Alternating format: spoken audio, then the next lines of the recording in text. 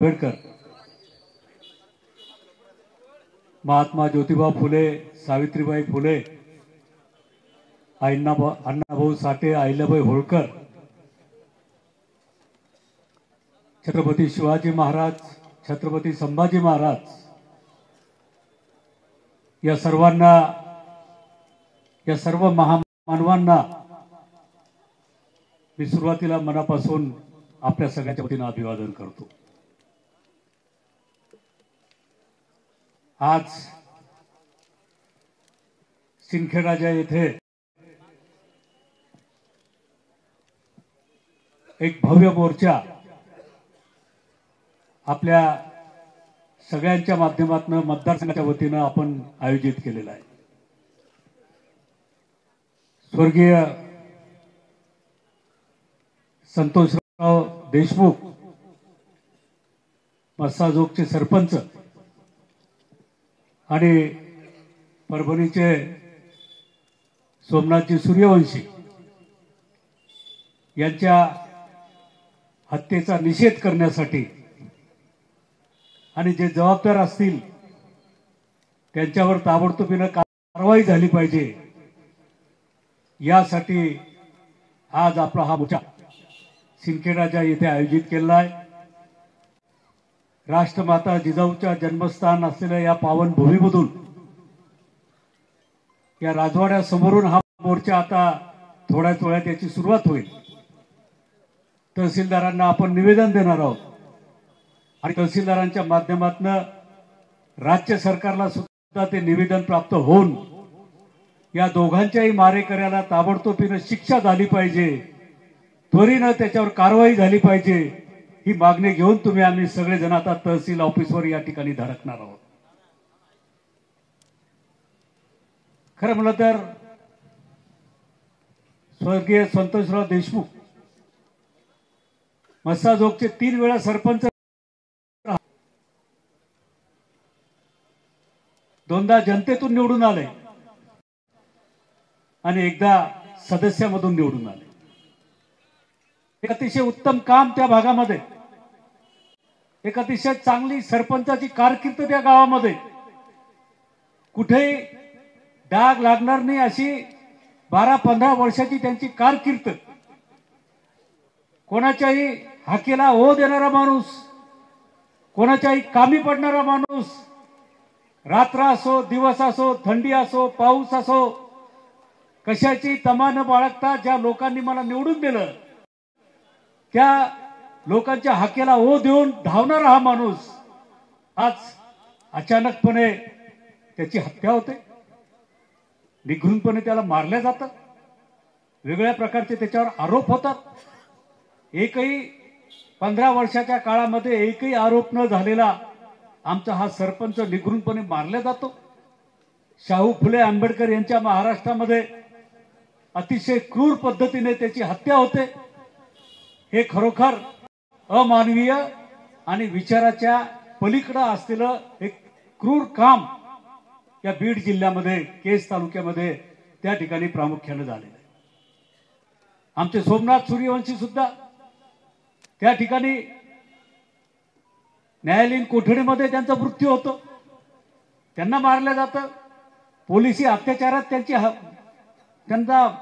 त्यांना मारलं जातं आणि म्हणून त्याचं स्पष्टीकरण जेव्हा आपण वाचतो तेव्हा अतिशय हास्यास्पद असं स्पष्टीकरण शासनाच्या वतीने त्या ठिकाणी केलं जातं।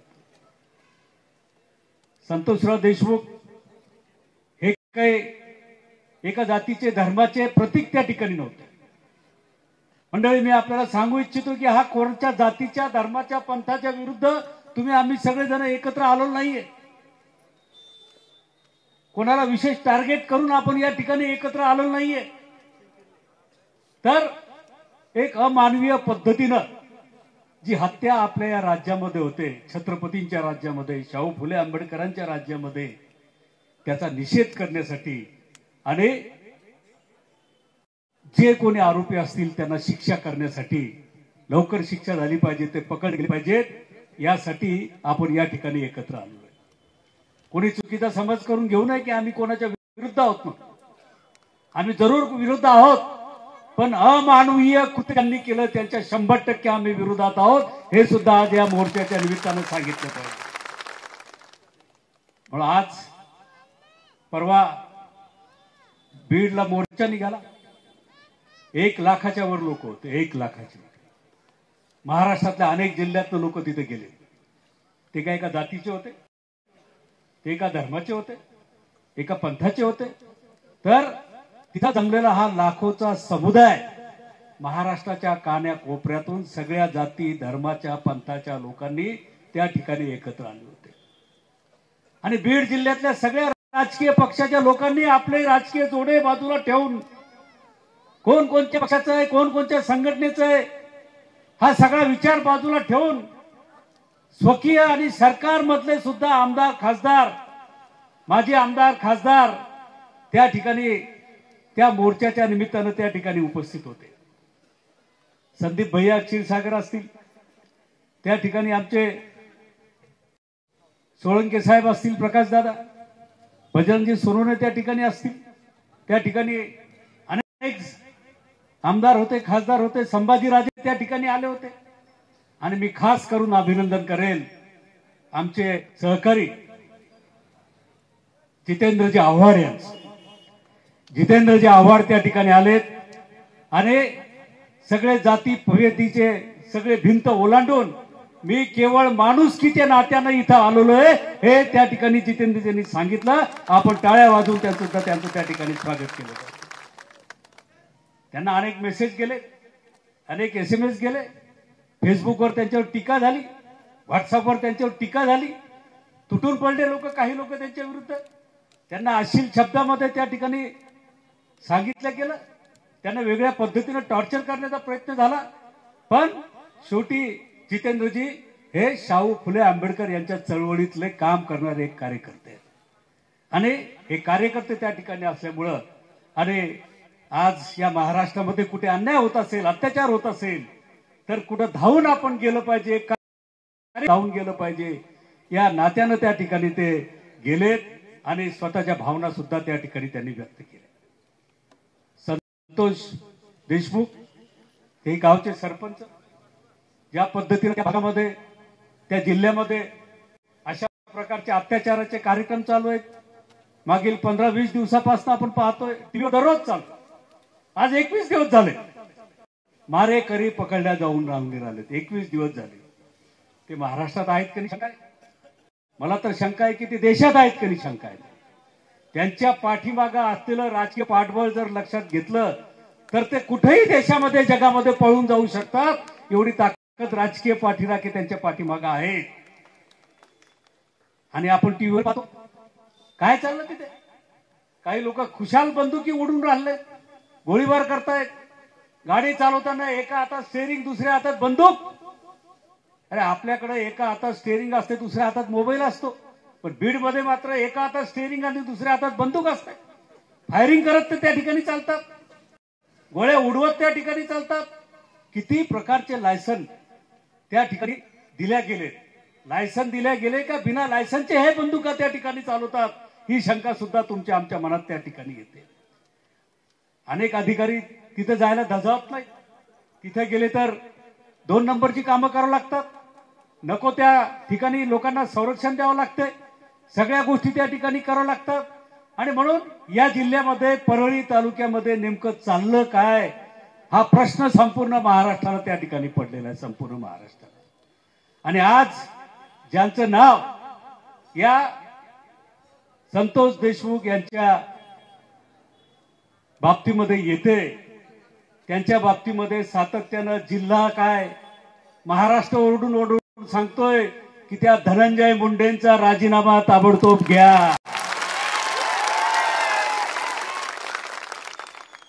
धनंजय मुंडेंना मंत्रिमंडळात ठेवू नका. सगळेजण सांगतायत. राष्ट्रवादी काँग्रेस पक्षामध्ये बीडचे त्यांचे सहकारी प्रकाश दादा सांगतायत, सगळी मंडळी त्या ठिकाणी सांगतायत. पण अजून कोणाला चाललं त्या ठिकाणी साहित्य गरज आहे. अहो तुमच्या जिल्ह्यामध्ये त्या ठिकाणी चाललं काय. आमचे धस साहेब सांगत होते की ते पालकमंत्री पद भाड्यानं दिलं म्हणून. भाड्यानं मी पालकमंत्री राहिलोय, हा भाड्यानं देण्याची पद्धत मी पहिल्यांदा ऐकून राहिलोय की पालकमंत्रीपद भाड्यानं, आणि त्या भाड्यानं काय करायचं? अधिकार देऊन टाकले, पॉवर ऑफ पॅटर्नी देऊन टाकली कोणाला, आणि ते त्या ठिकाणी काम करतात. रेती माफिया काय की राख माफिया काय हे नवीनच ऐकलं मी. राख माफिया, कशाची राख? औष्णिक प्रकल्पामधली राख घेऊन जायची. आपल्याकडे रेती माफिया मी पाहिले होते, पण राख माफिया हे पहिल्यांदा मी त्या ठिकाणी पाहतो. आणि म्हणून अशा प्रकारचे 2 नंबरचे 3 नंबरचे कितीतरी नंबरचे धंदे जर या जिल्ह्यात चालतायत, आणि त्या 2 नंबरच्या 3 नंबरच्या चुकीच्या धंद्यातून आमच्या संतोष देशमुख सारख्या कार्यकर्त्यांची जर हत्या होत असेल तर हा महाराष्ट्र शांत आणि गप्प बसणार नाही. हे आजच्या या सभेच्या निमित्तानं मी या ठिकाणी संपूर्ण महाराष्ट्राला या ठिकाणी सांगू इच्छितो. हे सगळं चुकीचं चालतं. राईट हँड वाल्मिक कराड,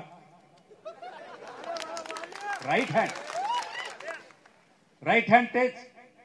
त्यांचं धनंजय मुंडेंचं पान सुद्धा वाल्मिक कराड शिवाय हलत नाही. हे सांगतो कोण?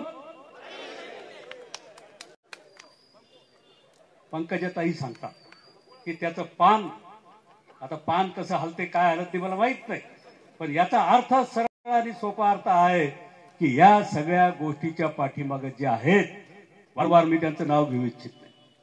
खरं म्हणलं तर त्यांना मंत्रिमंडळात घ्यायला नव्हतं. जेव्हा ही घटना घडली तेव्हा ही सगळी कुचबुच सुरू झाली होती. सांगितलं गेलं होतं, आमचे कोल्हापूरचे संभाजीराजे महाराजांनी इशारा दिला होता की अशा पद्धतीने यांच्या बाबतीमध्ये चर्चा होते, त्यांना कृपा करून मंत्रिमंडळात घेऊ नका म्हणून. पण घेतलं गेलं. काही गोष्टी कशा करतात काय घडतात मला जाहीरपणे सांगता येणार नाही, कारण मी सुद्धा अनेक दिवस त्यांच्याबरोबर राहिलो नाही. त्यामुळे आज ह्या सगळ्या गोष्टी तुमच्या आमच्या समोर, महाराष्ट्रातील जनतेसमोर, तुमच्या आमच्या या जनतेसमोर त्या ठिकाणी होत असताना आम्ही चूप बसणार नाही. आज परळीला घडलं, केजला घडेल, संपूर्ण बीड जिल्ह्यात घडलंय.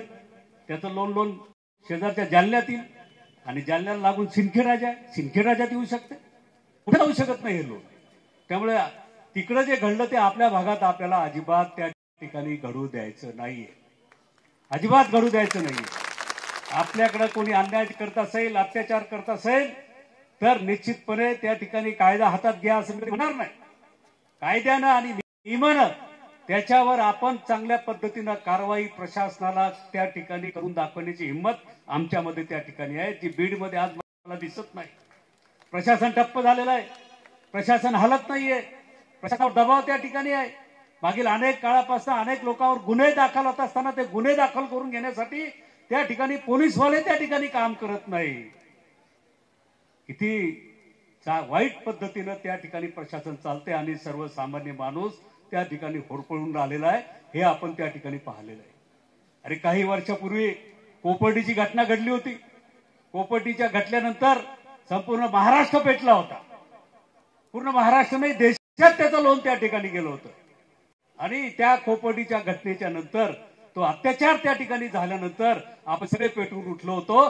त्याच पद्धतीनं पुढच्या काळामध्ये हे दोषी असतील, या दोषी सगळ्या जगाला माहित आहे, प्रत्येकाला माहित आहे. या दोषीवर जर कारवाई नजीकच्या काळामध्ये लवकर जर झाली नाही तर निश्चितपणे तुम्ही आम्ही सगळेजण पेटून या महाराष्ट्रामध्ये त्या ठिकाणी एक नवीन क्रांती निर्माण करण्याचं काम तुम्हा आम्हा सर्वांना पुढच्या काळामध्ये त्या ठिकाणी करावं लागणार आहे. ही हिंमत तुम्हाला आम्हाला त्या ठिकाणी दाखवावं लागणार आहे. आणि म्हणून आज हे भावंड या ठिकाणी आले, आमची त्या ठिकाणी विराज आला, वैभव आली, आमच्या कल्पना त्या ठिकाणी. मी विराजला आणि वैभवला सांगू इच्छितो, तुम्ही दोघं पोरके नाही आहात. ही महाराष्ट्रातली 13 कोटी जनता तुमच्या पाठीमागे आहे. तुम्ही स्वतःला पोरके समजू नका.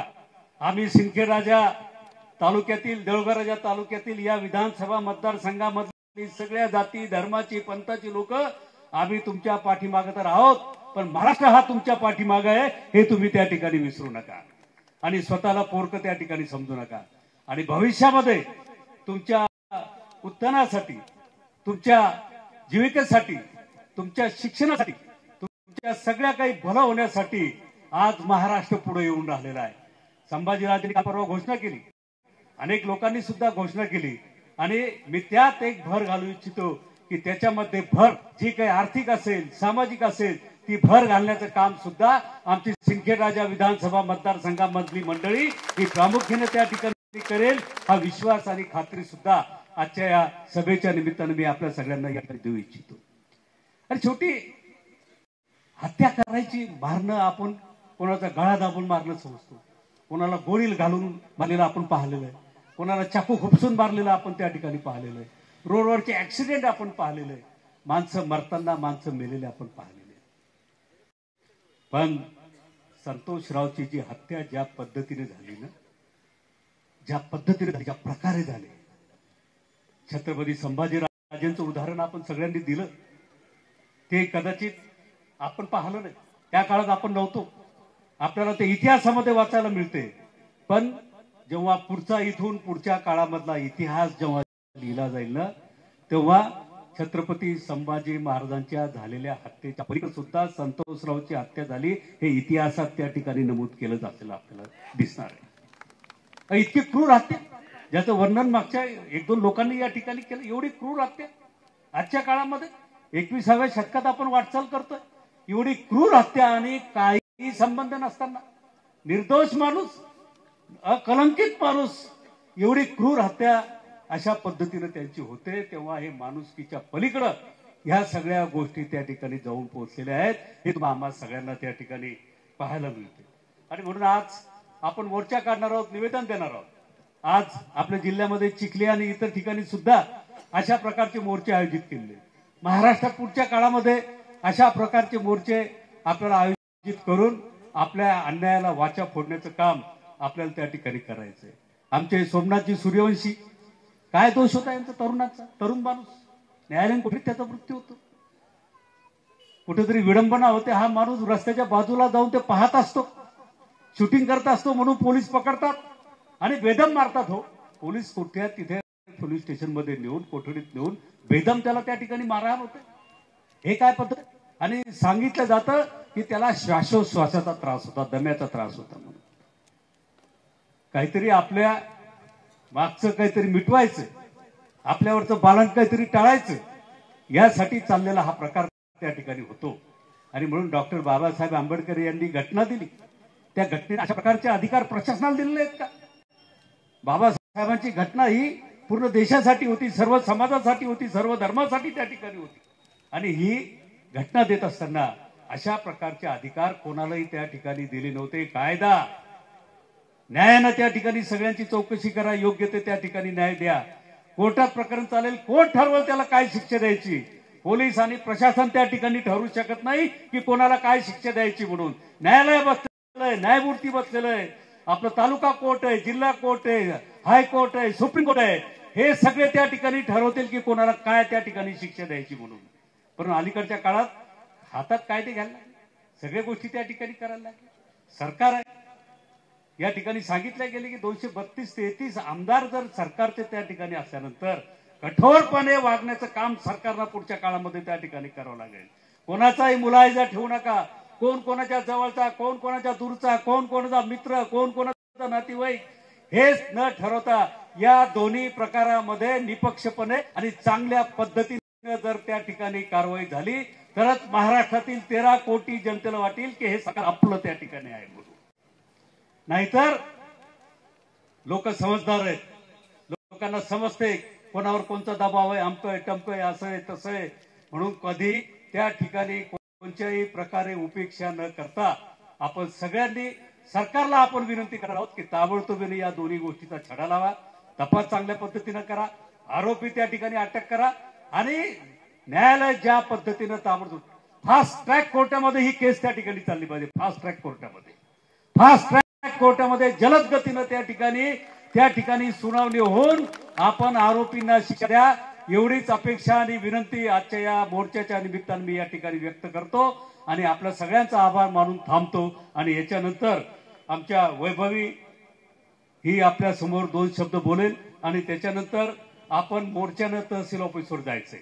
माझी आपल्या सगळ्यांना विनंती आहे की शिस्तीत जायचंय, चांगल्या पद्धतीने जायचंय आणि इथं हजर असलेला प्रत्येक माणूस रस्त्यावर असलेला माणूस यांना मोर्चा झाल्यानंतर तहसील ऑफिसमध्ये त्या ठिकाणी प्रत्येकानं आलं पाहिजे. कुणी इकडं तिकडं न जाता इकडं तिकडं न पाहता प्रत्येकानं आपली त्या ठिकाणी हजेरी लावली पाहिजे. ही विनंती सुद्धा मी आजच्या या मोर्चाच्या निमित्तानं करतो.